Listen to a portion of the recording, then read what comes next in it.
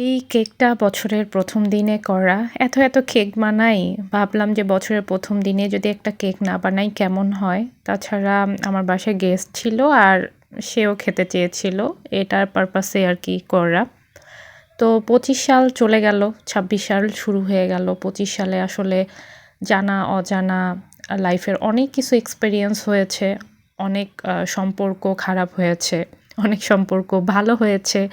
ভালো কিছু মানুষ পেয়েছি, খারাপ কিছু মানুষের সাথে হয়তো সম্পর্ক নষ্ট হয়ে গেছে। তো যাদের সাথে সম্পর্ক খারাপ হয়ে গেছে বা যাদের মুখোশ বা খুলে গেছে, যাদেরকে বুঝতে পেরেছি যে মানে কোনো অন্যায়, অপরাধ কোনো কিছু না করে যারা পিছনে লেগে থাকে মানুষের ক্ষতি করার চেষ্টা করে, অযথা মানুষকে নিয়ে আলোচনা, সমালোচনা করে, মানুষের মানুষের হচ্ছে জীবনে প্রবলেম ক্রিয়েট করে, সেসব মানুষ আসলে লাইফে থাকার থেকে না থাকা অনেক ভালো। হুম? তো এইজন্য খারাপ মানুষ যারা চলে গেছে বা যারা লাইফে প্রবলেম ক্রিয়েট করেছে তাদেরকে নিয়ে রিগ্রেট নাই। তবে যারা ভালো মানুষ লাইফে পেয়েছি, যারা ভালো উপদেশ দেয়, যারা ভালো চায়, আ তাদের জন্য অনেক গ্রেটফুল সৃষ্টিকর্তার কাছে।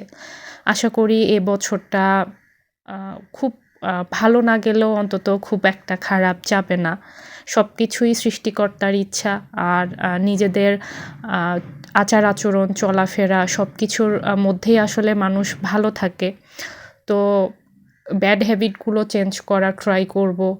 আ ভালো থেকে আরো ভালো করার চেষ্টা করব। নিজেকে ইমপ্রুভ করার চেষ্টা করব। নিজের লাইফটাকে আসলে ফোকাস করব। কারণ যারা পিছনে কথা বলবে, যারা ক্ষতি করার চেষ্টা করবে তারা তো সবসময় করবেই। কারণ তাদের কাজই এটা।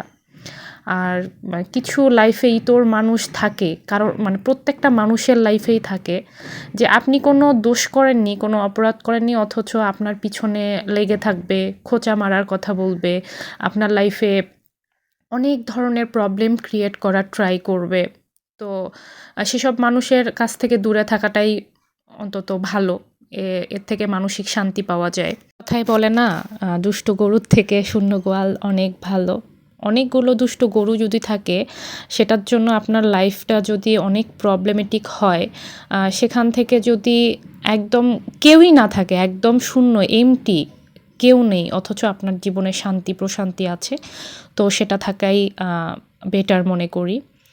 তো আমি কেকটা বানিয়েছিলাম এবং কেকটা ফ্রিজে ঢোকানোর পরে আমার মনে হলো যে নিউ ইয়ার কিছু একটা লিখে দেই, যেহেতু বছরের ১ম দিন কেক বানাচ্ছি। তো একটু ক্রিম ছিল, তো ওটা দিয়ে লিখে দিলাম।